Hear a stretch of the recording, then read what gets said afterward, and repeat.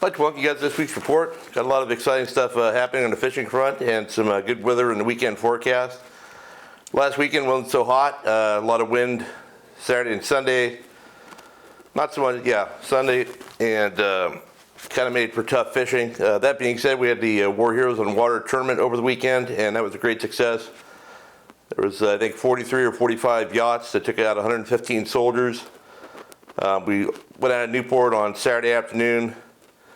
Had a pretty rough crossing. I was lucky enough to be on a beautiful 122-foot boat, the Aquila, owned by the Mike and Andrew McLeod, and I want to thank them if they're watching this for their hospitality.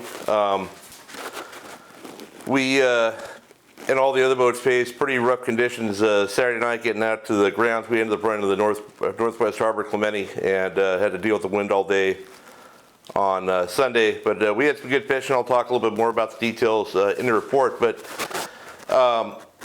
they're trying to grow this tournament next year, and if you're unfamiliar with it, you know it's not a tournament like you would expect a marlin tournament or a tuna tournament to be, where it's very cutthroat or anything like that. It's just a bunch of guys with boats taking out a bunch of veterans and showing them a good time on the water. There's categories for everything from calico bass, rockfish, halibut, yellowtail, bluefin tuna, yellowfin tuna, marlin, dorado, and you can fish from whatever. I mean, we just caught bass and rockfish the whole trip. You guys had a blast.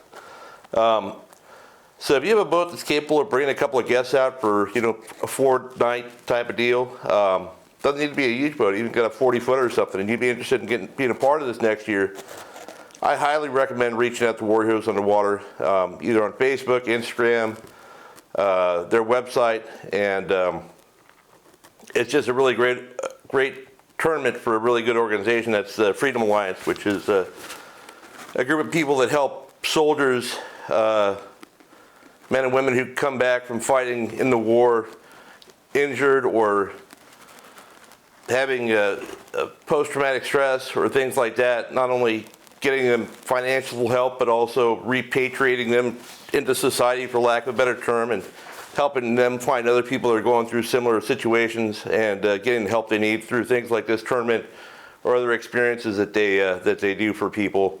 I know they do whitewater rafting, they do all kinds of different things. They also help out the families of fallen soldiers by giving their kids scholarships to go to college, providing cars for family members who lost someone fighting for our country. And after doing this a few years now, I could talk about the details of what an impact this has on people's life, but I don't want to cry in front of you guys. And I mean, we had the awards here a couple nights ago, and it was I don't think there was a dry eye in the house. So please check it out, and if you have any questions, you can even reach out to me if you're interested or whatever. And if any of you guys want to donate something nice for their silent auction next year, you can reach out to them as well. I built a custom fishing rod that I donated to the silent auction. It went for over $3,000, and all that money goes directly to the Freedom Alliance and the soldiers who serve our country. Anyway, let's head to the map and talk about the fishing. Okay, starting up north at the Channel Islands, the fishing isn't as good as it was up there, but it's far from being bad. I know the boats fishing Santa Cruz Island are getting occasional yellowtail, sea bass, but they're catching bass and rockfish, good fishing for that. The guys fishing Santa Rosa Island or San Miguel are getting better quality rockfish. Should be getting ready to come into the next full moon cycle here in the next week or so. I don't know if there's going to be sea bass coming along with it, but you never know. You know, if you're thinking about giving it a shot, couldn't hurt to do that. There's still some bluefin and dorado up in that area. It's not getting a lot of pressure right now. I don't think it's just the weather that's keeping the guys off of it, but that stuff spread all the way up there. The stuff that was down here, probably more bluefin than dorado now, but yeah, so there's a lot of good fishing opportunities up there this weekend. Might be a little breezy at Rosa, but for private boaters, but not too bad for sport boats. And if you fish Santa Cruz or Anacapa, you'll be fine on your own boat. Heading down to Clemente. Like I mentioned before, we fished down there Sunday and had good bass fishing in Northwest Harbor. It was a little bumpy for the guys we had on board. We wanted to have a comfortable, nice time. So we cruised down the front of the island. There's been yellows biting there, and some of the teams got yellows there on both Sunday and Monday. From basically Gold Bluff all the way down to the east end. It's just, find conditions, find bait, find fish. It's pretty standard frontside fishing there. Wrapping around to the backside, we ended up, after leaving Northwest Harbor, worked our way down to Pyramid Cove, and we put the boat on the anchor on a, up current edge of a kelp line, threw some chum out. We had Dave Hansen aboard from YourSaltwaterGuide.com, and he brought the boat up from San Diego with Mike and Andrew, and he put 20 scoops of just killer sardine on the boat, and we supplemented that with some mackerel, so we had plenty of bait for those guys to use. And they chummed up on the edge of the kelp. They caught a million calicos, sheephead, bonita, barracuda. I think we lost 3 or 4 yellows doing that. And in the meantime, me and Decker took the tender from the boat and took turns taking each of the veterans in on the beach to fish calicos shallow, and that was biting good as well. We got fish on the hard baits and the weedless. I got a new AFCO hard bait I've been trying out, and the biggest fish we got in there was 8.7 pounds, which ended up winning the bass division for the angler Aaron, who was pretty happy about that. Sadly, I don't have a photo of that bass. Our camera woman, we had a camera woman on board, so we let her do all the photo taking. I have yet to get anything back from her, but yeah, good fish in there. Pretty much any of the shallow, hard bottom spots for bass. Kelp lines are biting. Not too many people ventured up the back due to the weather, but I'm sure that's biting as well. In the morning, we left the island and ran to Catalina. Sorry about that, my microphone decided to fall off. Yeah, I was saying we left Clemente and put out a trolling spread of a couple cedar plugs, a couple marlin jigs. We actually got a nice bonita on a cedar plug when we were leaving Pyramid Cove, and then hooked a marlin just inside of and below the mackerel bank, but it came off after about 30 seconds. Headed down to Catalina. We tried to stay out of the wind. We anchored up around Seal Rocks. Dave got the stern of that 122 footer back into 15 feet of water, and we waylaid the calicos in there and on sardines. And then when the guys got tired of catching those, we put on some sinkers and had 5 or 6 halibut. We got one legal, just about 9 or 10 pounds on sardines in there. Other parts of the island are catching yellows on the backside. There's some bass biting everywhere, bonita. Pretty good fishing for this time of year at Catalina overall. But yeah, pretty much standard fare for that island. The Dorado and all the stuff that was in between the island and the beach has kind of dried up.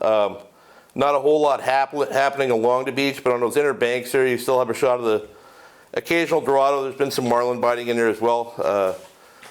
My friends on the bullpen got one, and Jock and Charlie on the Keokai got 3 during that tournament fishing by the beach. So if you're interested in going and catch a marlin, that's always an opportunity. There's some big bass actually biting along the beach as well. Nick from Cast Crank Podcast had a little tournament over the weekend. I think the big bag was 29 pounds, and there was, I know that Bobby Martinez and Eric Johnson had 27 pounds. And sounds like everybody had pretty good fishing. A lot of bags that were, surprisingly large for this time of year. Mostly sand bass, a few calicos, but that's about it for that. Most of the sport boats are now just back to fishing sculpin and rockfish. Speaking of sport boats down the beach in San Diego, the half-day boats have been getting on the yellows. I think the new Seaforth had 16 this morning. This is Thursday, and 10 the other day. Those fish are, I would imagine, just sonar schools or get them on live bait, sardines, and probably jigs. But might be worth a look around down there if you're interested in catching yellowtail on your own boat.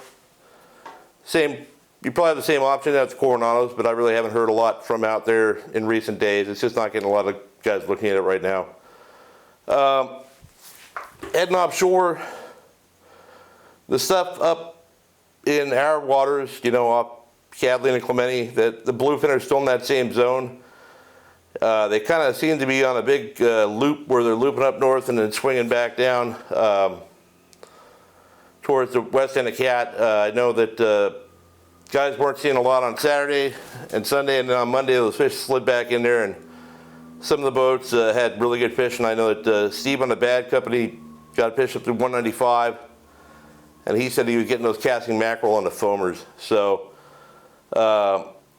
Jimmy Decker went out yesterday on Wednesday with a charter, and he didn't take any pictures because he was too tired of having to help his passengers catch it, but he got another big bluefin 125 pounds plus on that same bass rod that he caught it that went on last week. So he said that his passengers took about 2 hours to get the thing in the boat, but they were just happy with that one and headed home. But he said there was foamers up, there were whales up that had fish on them, and a lot of life in that area right on the morning tide.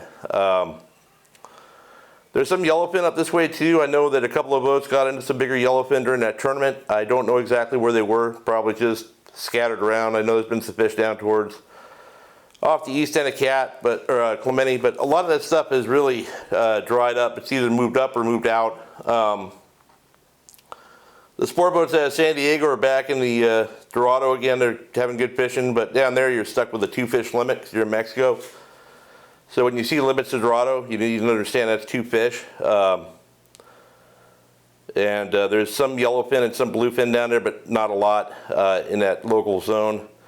There is good yellowfin fishing down off Ensenada, but that's, or I would say between Rosarito and Ensenada, but that's all smaller fish. I guess that they're 15 pound or sub 15 pound fish, but they're biting pretty good. If you're looking to get into that action, it's a great time of year to have fish dope because they really keep close tabs on what's happening.